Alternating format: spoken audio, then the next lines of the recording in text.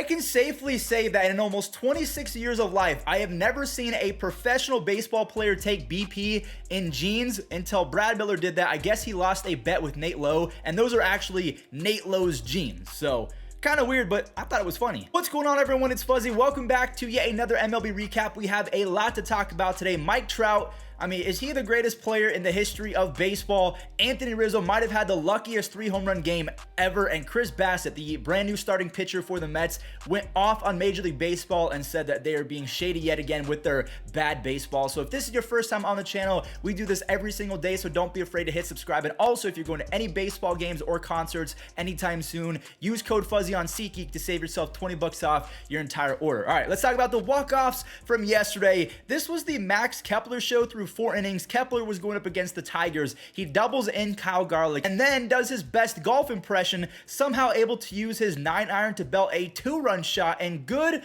for Chris Paddock. We know that he was on the Padres. He kind of lost his mojo, and hopefully he's going to get it back with the Twins. He holds the Tigers to just 1 earned run. They're licking their chops as soon as he's taken out, especially Javier Baez. Javi brings home Derek Hill in the 6th on a double and then gives his team the lead on a 3-run bomb. I don't even know how he was able to muscle this one out.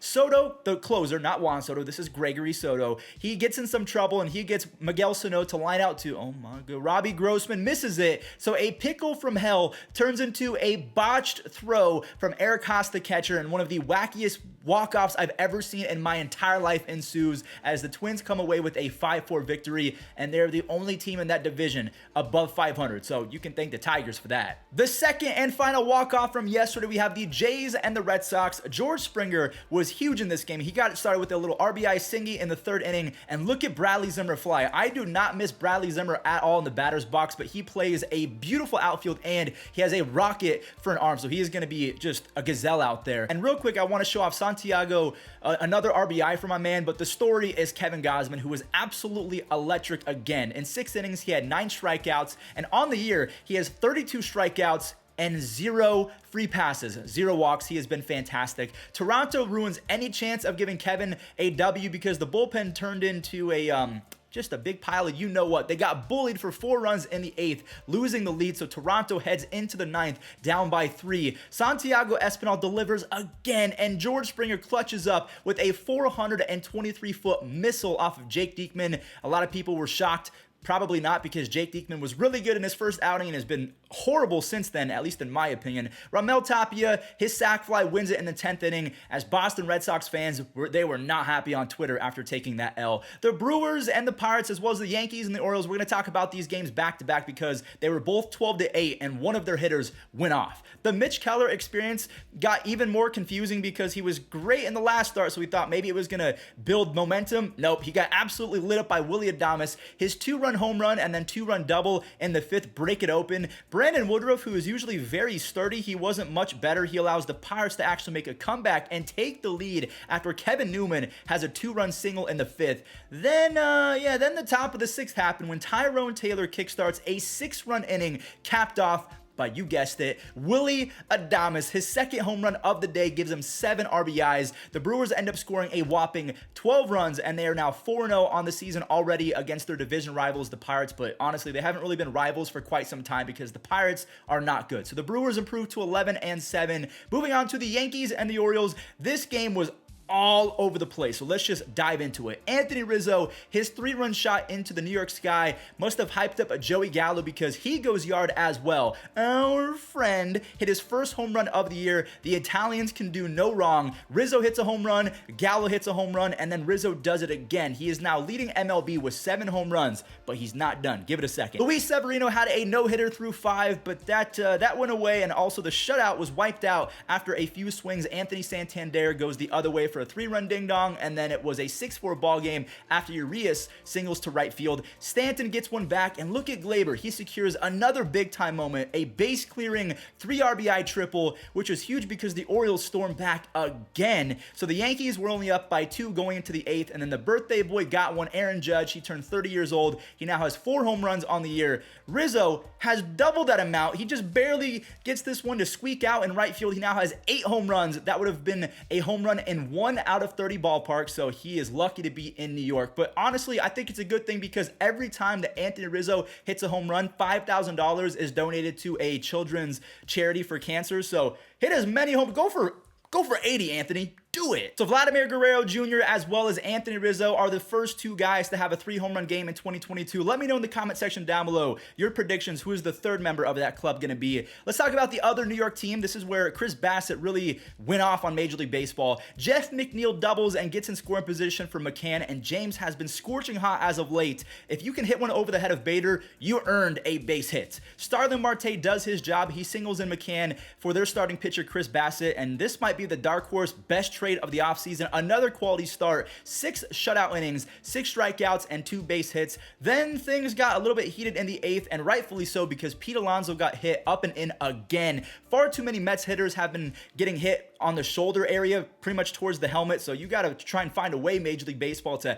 have these baseballs have better grip. Ottavino let a slider go, and tensions were rising. Mad Max was screaming at the Cardinals dugout because they wanted Adam Ottavino ejected, only to have Starling Marte hit in the next inning. That was an RBI though, and it was not on purpose, obviously. Diaz notches his 3rd save, so ultimately the story of this game was that pitchers cannot control baseballs, and that's because Chris Bassitt said the baseballs suck. The MLB has a very big problem with the baseballs. I mean, they're bad. Everyone knows it. Every pitcher in the league knows it. They're bad. They don't care. The MLB doesn't give a damn about it. They don't care. We've told them our problems with them. They don't care. They're all different. The first inning they're decent. The 3rd inning they're bad. The 4th inning they're okay. The 5th inning they're bad. Then we have different climates. Everything's different. No common ground with the balls. There's nothing the same. Outing to outing, they're bad. And then it later came out early this morning that the opposing pitcher of Chris Bassitt, Miles Michaelis, said that, hey, that's your own fault. You have to figure out a way to have better pitches, and that Chris Bassitt was basically just complaining. So let me know in the comment section down below, whose side are you on? Look at Ha-Seong Kim going up against the Cincinnati Reds. That is his 2nd home run of the year, and Profar continues to be the ultimate Swiss Army knife for San Diego. Hosmer drops his barrel, and he golfs this one nearly 400 feet to kind of break it open. San Diego gets even more as Kim walks in one with the bases loaded, and then the Crone Zone is back at it. Jake smokes one to right for a 3-run base-clearing triple, just like Gleyber Torres, and then the defense kind of screwed Joe Musgrove. He allowed 5 runs, but only 2 of them were earned. He had 7 strikeouts, and he is now sitting at a 2.16 ERA on the season. He has been fantastic. So the Padres are 11-7, and they're still without Tatis, Snell, and Clevenger. I really feel like the Padres are going to be a problem once they get healthy. The Phillies and the Rockies, Didi had a little infield single to give Philly the early lead, and look at Colorado turning into a Little League team. A run scores on a wild pitch, and then another scores on an error from I don't know. Let's move on. Alec Boehm has been sick this year, and I mean that in a good way, driving in his 11th RBI, and he's still hitting about 320 on the year. Herrera doubles in Didi Gregorius, and then Segura and Hoskins rip it completely open for Zach Eflin, who tossed 6 very good innings, and the Phillies are trying to make it for that 1 week of complete offensive ineptitude when they could barely score 2 or 3 runs a game. 10 runs in that one versus the Rockies. The Marlins and the Nationals, please baseball gods, give Sandy some run support today, and he got it. Joey Wendell, he has been so good this year. Just like Aaron Judge, he goes yard on his birthday. Joey Wendell turned 32 years old. That was his first home run of the year, and he's still hitting .362. Okay, back to Sandy Alcantara. He finally got some help from his defense as well, because when Sandy pitches, the defense and the offense just forget how to play baseball. Josh Bell's -4 speed comes into play, gets thrown out at home, and then another outfield assist. Avi has a cannon. I don't know why anyone runs on Garcia. It's just not smart to ever test it. Stallings drives in Cooper in the 6th, and then staying with the 6th inning, Sandy racked up 5 strikeouts, lowers his season ERA to 1.78, and he leads all of baseball in batters faced.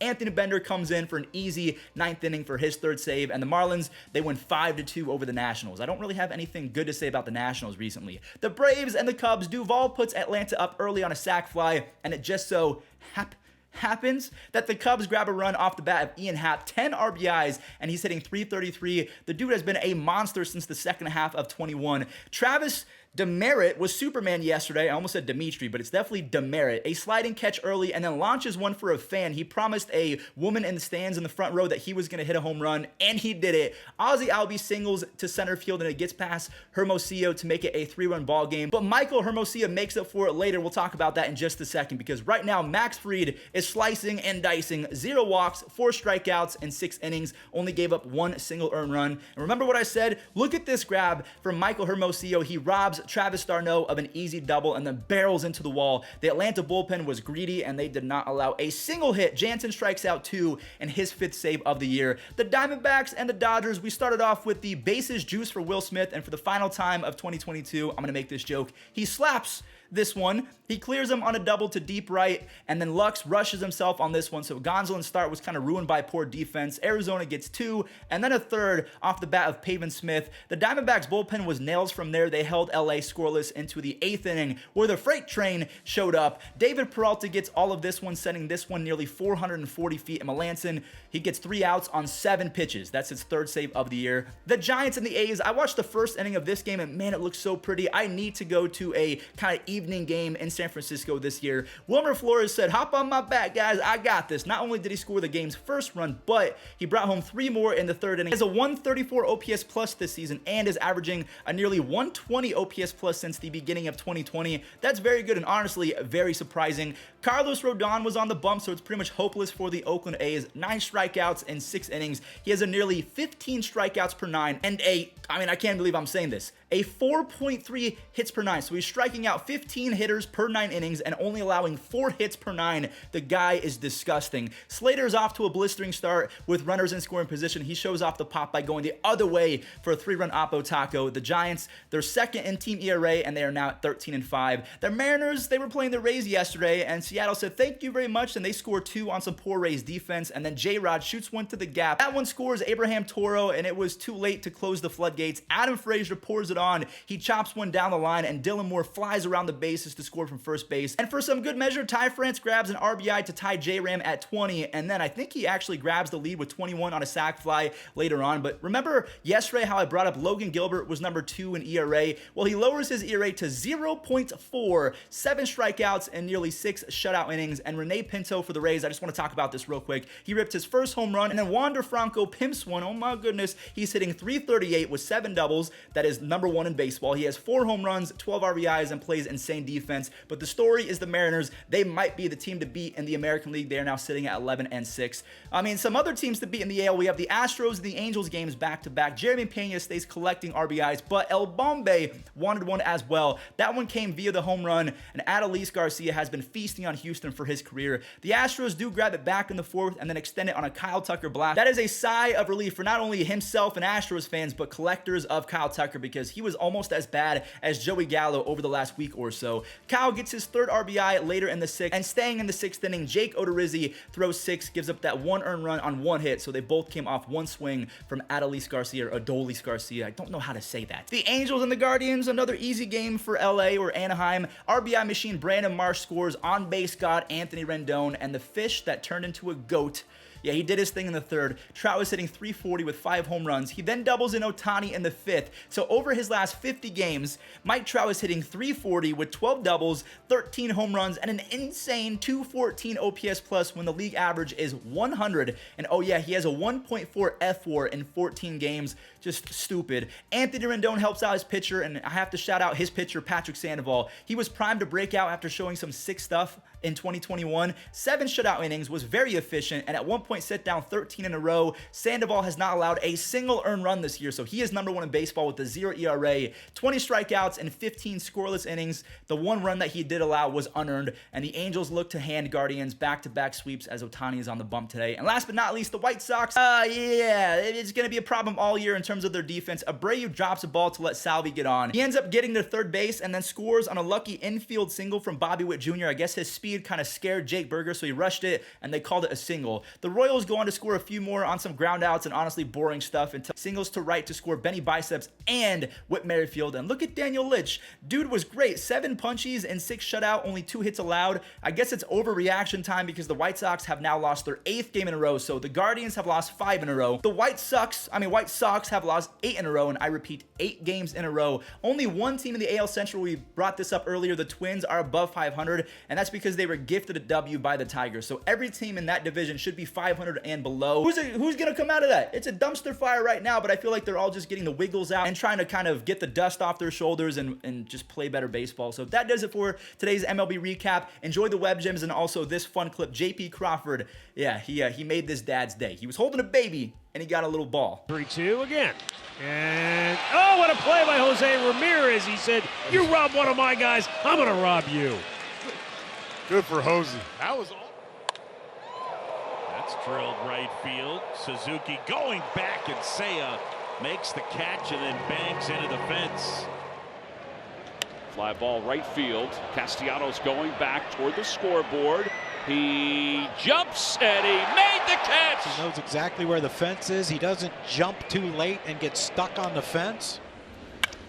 Line drive. Oh, what a play by LeMahieu. Left on base, full extension, backhand, roll over, hold on, and we're halfway through.